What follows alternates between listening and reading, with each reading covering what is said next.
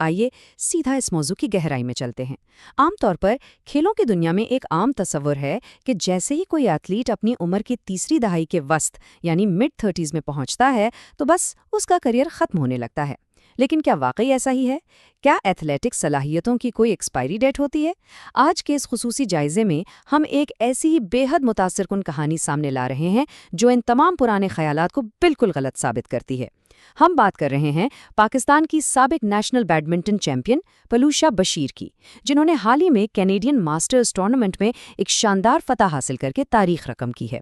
یہ صرف ایک عام سا گولڈ میڈل جیتنے کی کہانی نہیں ہے، بالکل نہیں۔ یہ اس بات کا ایک زبردست ثبوت ہے کہ لگن اور بے پناہ محنت سے عمر کے کسی بھی حصے میں انسان اپنے پرائم یعنی عروج کی ایک نئی تعریف کیسے طے کر سکتا ہے۔ اب ذرا اس کینیڈین ماسٹرز ٹورنامنٹ کے پیمانے کو دیکھیے۔ یہ کوئی چھوٹا موٹا یا مقامی ایونٹ نہیں تھا۔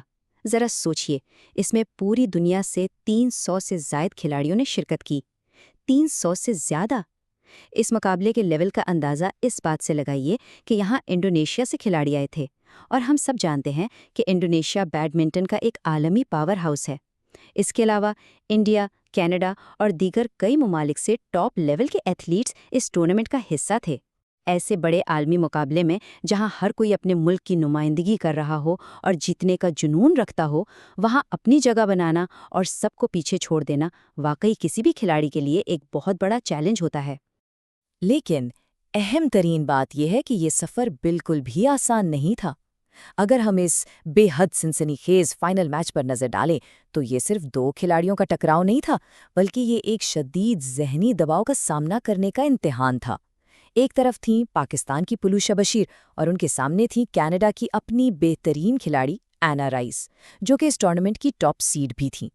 اب کسی دوسرے ملک کی سرزمین پر وہاں کی لوکل اور ٹاپ ریٹڈ کھلاڑی کے خلاف فائنل کھیلنا، جہاں پورا کراؤڈ انہی کو سپورٹ کر رہا ہو، اس کے لیے بے پناہ اعصابی مضبوطی چاہیے ہوتی ہے۔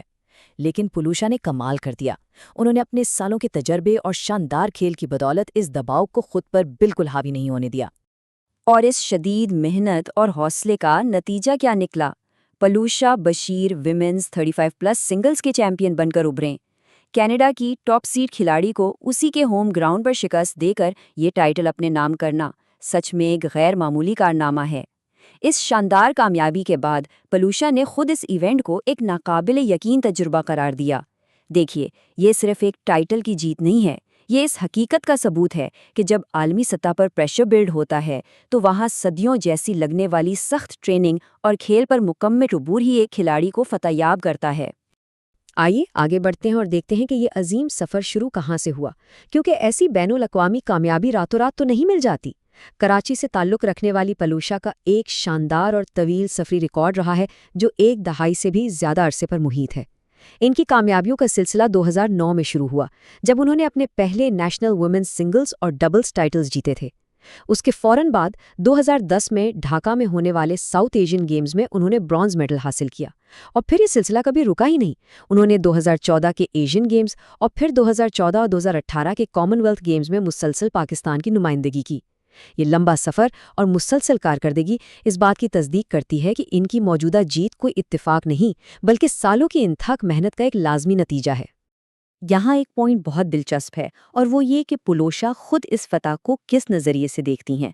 انہوں نے سوشل میڈیا پر بیان دیا کہ اپنا پہلا ماسٹرز ٹورنامنٹ کھیلنا ان کے کیریئر کا ایک نیا باب ہے، یعنی ایک نیا چیپٹر۔ عام طور پر کھیل کی دنیا میں اس ماسٹرز کیٹیگری کو لوگ کیریئر کا آخری حصہ یا ریٹائر ہونے سے پہلے کی سٹیج سمجھتے ہیں، لیکن پلوشا کی سوچ اس سے بالکل مختلف ہے۔ وہ اسے رفتار کم کرنے کے بجائے ایک نئے اور پرجوش آغاز کے طور پر لے رہی ہیں۔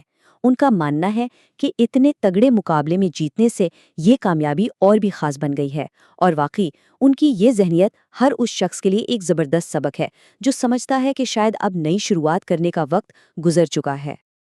اب ہم سب جانتے ہیں کہ بیڈمنٹن ایک انفرادی کھیل ہے، لیکن کوئی بھی چیمپئن کبھی اکیلا ٹائٹل نہیں جیتتا۔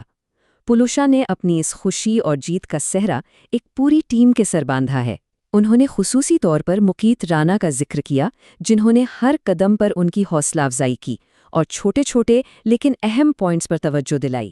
اس کے علاوہ ان کے کوچز اور مینٹورز طارق ودود اور رضوان اعظم، جن کی مسلسل رہنمائی نے ان کے کھیل کو اتنا نکھارا۔ پھر ان کی ساتھی کھلاڑی آئرین، اور سب سے بڑھ کر ان کے شوہر اور خاندان کا بے پناہ تعاون۔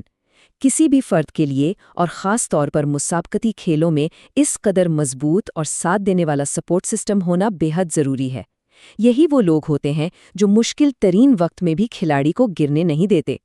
ایک اور دلچسپ بات یہ ہے کہ پولوشا کی اس کھیل سے وابستگی صرف گراؤنڈ میں کھیلنے تک ہی محدود نہیں ہے۔ وہ گولڈ میڈل تو جیت ہی رہی ہیں، لیکن اس وقت وہ کوچنگ کے میدان میں بھی اتنی ہی سرگرم ہیں۔ یعنی ایک طرف وہ اپنے خود کے مقابلوں کی تیاری کر رہی ہیں، ٹورنامنٹس کھیل رہی ہیں، اور دوسری طرف نئی نسل کے کھلاڑیوں کو تیار کر کے اس کھیل کو اپنا حصہ واپس بھی لوٹا رہی ہیں۔ یہ واقعی بے مثال ہے۔ ایک ہی وقت میں دو مختلف میدانوں میں یہ مہارت دکھانا ان کی بیڈمنٹن سے سچی لگن اور محبت کو ظاہر کرتا ہے۔ اور اب آتے ہیں اس گفتگو کے سب سے جذباتی اور متاثر کن حصے کی طرف، جو ان کے پختہ ارادوں کی آئینہ داری کرتا ہے۔ ماسٹرز کیٹیگری میں حصہ لینے اور وہاں چیمپئن بننے کے باوجود پولوشا نے دو ٹوک الفاظ میں یہ واضح کر دیا ہے کہ اس کا ہرگز یہ مطلب نہیں کہ ان کا اوپن کیٹیگری کا کیریئر اب ختم ہو گیا ہے۔ بالکل نہیں۔ ان کے اپنے الفاظ میں ان کا جذبہ، ان کی بھوک اور ان کی کمپیٹیٹو اسپرٹ آج بھی بالکل ویسے ہی برقرار ہیں۔ وہ اب بھی اعلیٰ ترین سطح پر اوپن کیٹیگری میں مقابلہ کرنے کے لیے مکمل طور پر تیار ہیں۔ سوچئے، یہ اس آگ، اس پیاس اور غیر معمولی عزم کی علامت ہے جو صرف اور صرف سچے چیمپئنز میں ہوتی ہے۔ تو سوال یہ بنتا ہے کہ ہمیں عام لوگوں کو یا دوسرے ایتھلیٹس کو اس سب سے کیا سبق ملتا ہے؟ یہ صرف بیڈمنٹن کے فینس کے لیے نہیں، بلکہ ہر سپورٹ کے چاہنے والے کے لیے ایک ضروری پیغام ہے۔ یہ بات پوری طرح ثابت ہو چکی ہے کہ ماسٹرز بریکٹ میں جانا ریٹائرمنٹ کا کوئی اعلان نہیں ہوتا، بلکہ یہ تو ایک لمبے کیریئر کی اگلی ایکسٹینشن ہے۔ آج کے جدید دور میں ایتھلیٹس اپنے عروج کو، اپنے پیک کو طویل کر رہے ہیں۔ وہ اپنی فٹنس، ذہنی مضبوطی اور تجربے کی بنا پر کھیل کے ان پرانے معیارات کو ترتیب نو دے رہے ہیں۔ یہ سمجھنا بہت ضروری ہے کہ تجربے کے ساتھ انسان کے اندر ایک ایسا ٹھہراؤ اور حکمت عملی آتی ہے جو کسی بھی عمر میں اسے کامیاب کر سکتی ہے۔ تو چلیے، اس گفتگو کے آخر میں یہ پوری کہانی ہمیں ایک بہت ہی بنیادی لیکن گہرے سوال پر لا کر کھڑا کر دیتی ہے۔